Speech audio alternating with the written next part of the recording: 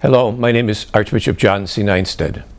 Over the last several decades, some clergy members of the Archdiocese of St. Paul in Minneapolis have unfortunately violated the sacred trust placed in them by children, youth, and their families by committing acts of sexual abuse. This is a tragedy that has caused insufferable harm to victims, their families, parishioners, and the Church. I must say once again to all victims of this abuse, I am so sorry for the pain that you have endured. You have been on my mind and in my heart as I offer my daily prayers for you. My staff and I are completely committed to combating the problem of sexual abuse and doing all that we can to ensure that these horrors are never repeated in the Church. To that end, as I have been communicating to you over the past 2 months, we are evaluating and improving our policies and practices in our concerted effort to protect children and prevent sexual abuse. Today, I am announcing the details of our new disclosure practices. These disclosures being made now, and the changes in our disclosure practices generally, are part of a comprehensive and cohesive set of actions we have been taking here in the Archdiocese of St. Paul, Minneapolis this fall to address the issues associated with clergy sexual misconduct.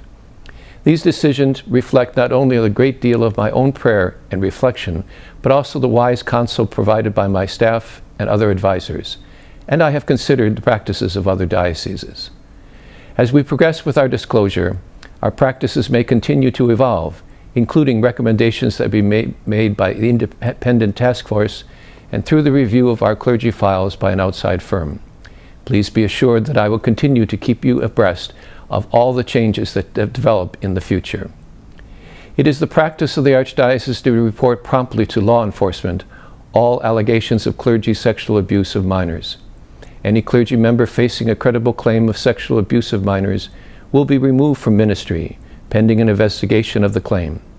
Now, if the claim is credible and can be substantiated, our new disclosure policies will require that the claim be disclosed on our website. Starting today, in addition to the listing you will find in this edition of the Catholic Spirit, any member of the public will be able to find this disclosure on our website at www.archspm.org. At the top of our homepage, you will see an icon that says Advocacy and Victim Assistance, a section of our website that we have had for many years. In this section of our website, we have added access to a new page called Disclosures Regarding Clergy Sexual Abuse of Minors. This new page of our website compiles a list of ordained ministers of the Catholic Church who previously had assignments in this archdiocese and who have had credible accusations and substantiated claims against them of sexually abusing a minor in our archdiocese.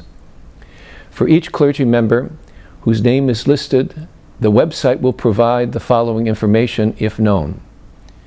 First of all, the cleric's year of birth and the year of ordination. Secondly, whether the cleric is alive or deceased, and if deceased, the year of the cleric's death.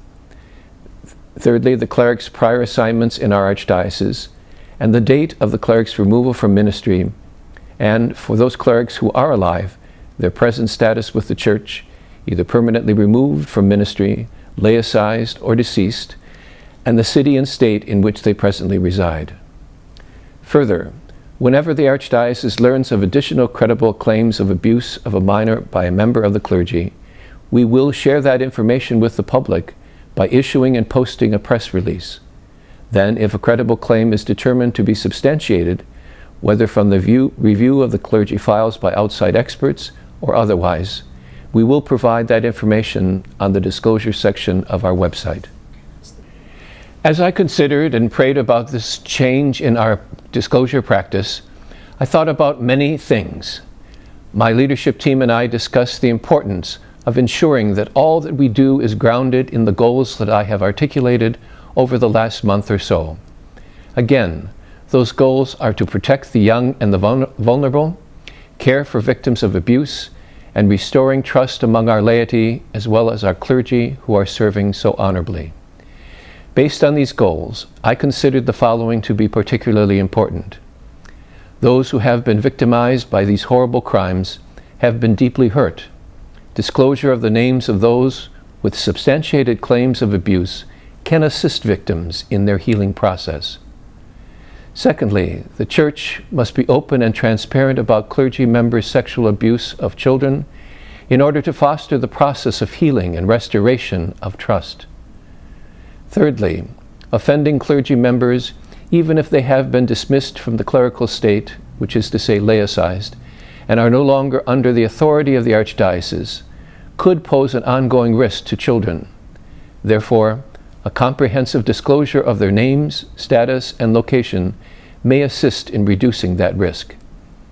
Lastly, not only must the Archdiocese honor its commitment to protect children, we must also be mindful of the due process concerns of those whose innocence or guilt has not been established. There must be justice and due consideration of the rights and the dignity of every human person as we seek the truth. This is not only the bedrock of our beliefs as Catholics, but also of the justice system of our country. The disclosures made today are not intended to be final. We are currently engaged in a comprehensive review of clergy files, and the list will be updated as additional announcements are made.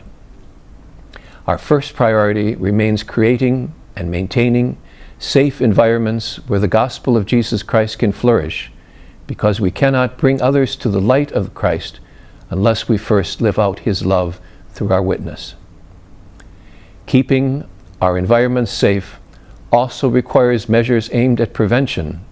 Importantly, this must start with implementing productive steps to promote a healthy clergy.